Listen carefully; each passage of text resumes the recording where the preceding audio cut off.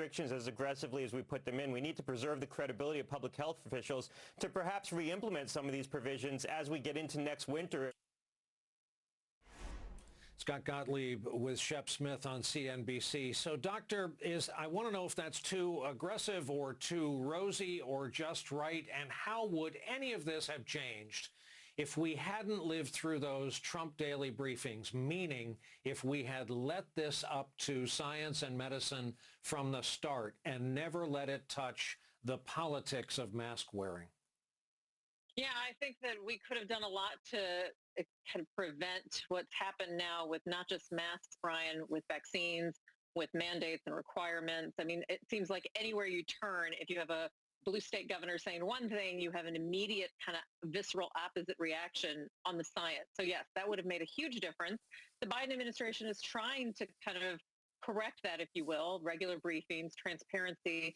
I think, so Dr. Gottlieb has been right on so many things, and I think he's correct in part. I do think that what we need is to give people who are vaccinated a little bit more of that sense of, here's why you got vaccinated. The data shows us that, Brian, if you get vaccinated, you are much less likely to get COVID and to give COVID to someone else, but it's not zero.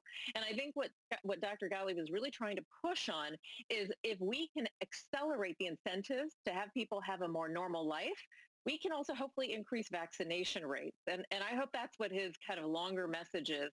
And the reason I'm hesitant, 3 reasons very quickly. Number one, the variants. They're we just do not know what is coming around us. And you just have to look at India and Japan and other countries to be scared. Number two, we still have tens of millions of Americans, Brian, who can't get vaccinated, children.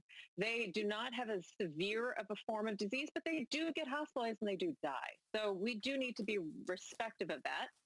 But we know that they'll start to get vaccinated slowly over this year. And then the third, I think even the most important, is that we're still at about 35,000 cases in a day. It's coming down 15 to 20% each week, Brian. I would love to start seeing cases in the hundreds, and that should happen soon. So do I think it's today, take masks off indoors? No. Do I think it's possible by the end of the summer or kind of around that July 4th period? I think it's possible.